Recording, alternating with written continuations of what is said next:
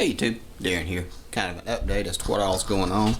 This is, for those of you that have been watching, this is Mikey's mud mower, and got everything finished up on it, except for the fact that it won't stop. So, what I'm going to do is we're going to take a look at this brake system and see what we can do to make it a little bit better, because you can only go as fast as you can stop.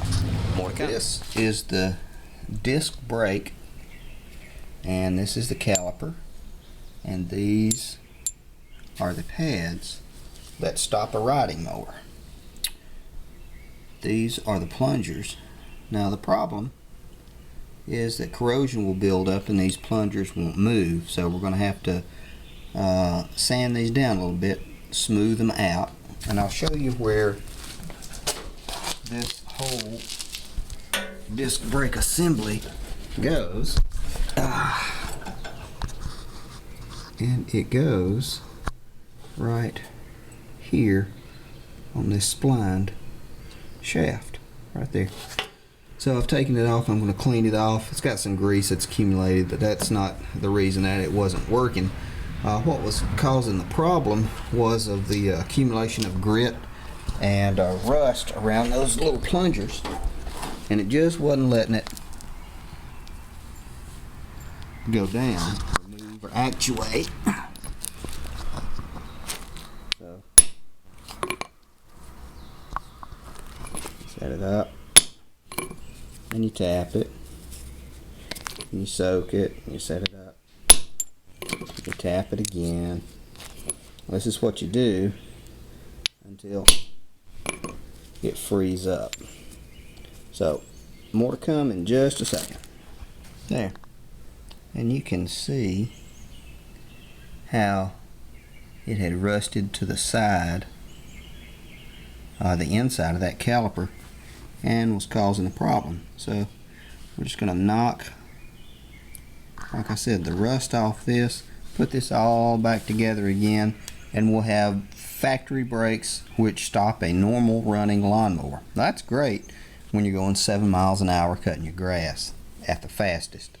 When you are going 20 plus miles an hour, that can be a problem. You can put disc brakes on these things, calipers and everything, and put them on the axles. You can do that, and it's expensive. I'm going to run a set of brakes right across the back of this, and we're going to have pressure pads that are going to push down on this, and it'll stop both back tires. It's a cheap fix, but it's going to be free, and it should work. More to come. Now, what I've just been doing, I sanded it down, smoothed it out a little bit, and I'm taking one of the pins, lining it up into it, and driving it through. And I just keep doing that over and over, tapping it through with a ball peen hammer. Now remember, this piece is aluminum, so you don't want to go crazy on your tapping. Okay guys, now what I did, I went one step further and took one of my flat files and just stuck the end in and just walked it around through it, just to get off any accumulation of dirt and grease and gras-du. I take this, just clean this up.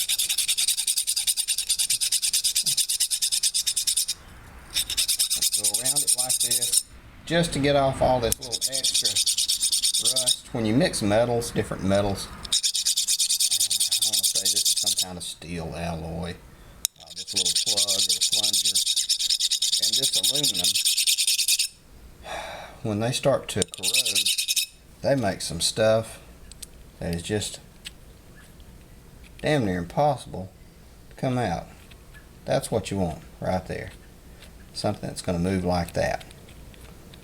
Alright, going to do the other side. More to come. Okay, now that we've got the plungers clean, we're also going to take that file and clean this area out really good, because this is where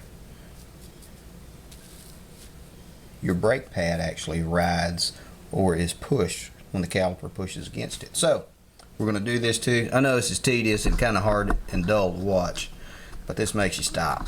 More to come. Okay. Now we've got it all cleaned out and cleaned up. We're going to put everything back together again. This is your small spacer that your little pistons actually push against. I'm going to put that right there. This is the pad material itself. And you know it's going to fit like that because you can kind of see this is a semicircle here. So that semicircle is going to go there. Of course, it doesn't really matter. If you wanted to, you could take it out and flip it. Just like that. Really won't make a difference. Now we're going to put in our plungers or our pistons. And we're going to put the spring on. This side is done.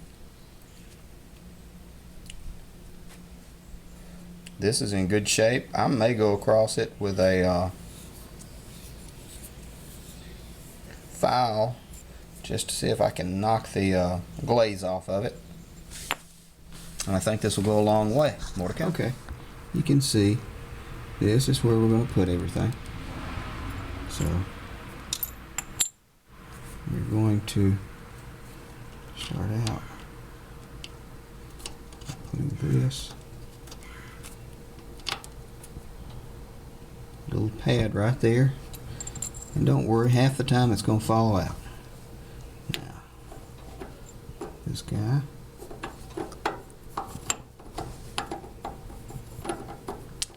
see, it just fell out. This guy is going to go on the spline just like that, and then we're going to put the caliper on the outside. Now I can't do it with one hand, so I'm going to pause it right here and I'll get it all bolted together. More to come. Okay, now we've gotten this on. These are going to be bolted on by two 3/8 bolts. So I've got one on and one in the back just about snugged up, and then there is a nut.